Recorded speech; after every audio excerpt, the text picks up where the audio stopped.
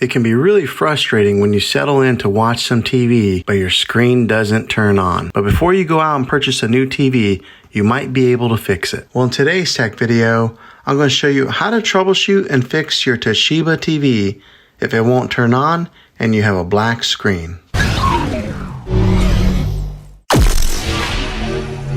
I'm going to show you a few easy methods that may fix your problem and get you back up and running again. Now, the first one is to change the batteries on your remote control. A fresh set of batteries might be all that you need to power your TV on. So go ahead and give this a try. The second method is to unplug your TV from the wall outlet for 60 seconds. Now, don't be impatient here. Wait the whole 60 seconds. This is very different from turning your TV on and off with a remote control, so make sure you do it this way. The next method would be to unplug your TV again and hold the power button on the TV for 30 seconds. I'm talking about the TV itself. This is what we call a hard reset of your TV, and it'll drain any power in your device. Then plug it back in and try turning it on again. If this worked, then great. If not, let's go ahead and move on to the next one. The next method would be to plug the TV into a different wall outlet. Not the one that you have it plugged in now, maybe into a different room even. You might have a particular wall outlet that went bad,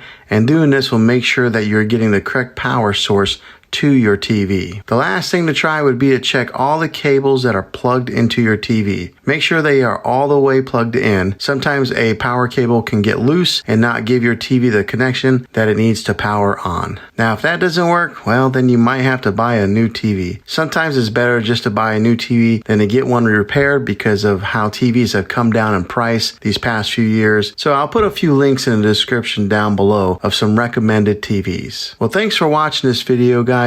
Hopefully it was helpful for you. If it was, go ahead and click a thumbs up on it. Go ahead and subscribe to my channel. I make tech videos all the time, and I would love to have you back in the next one. Take care.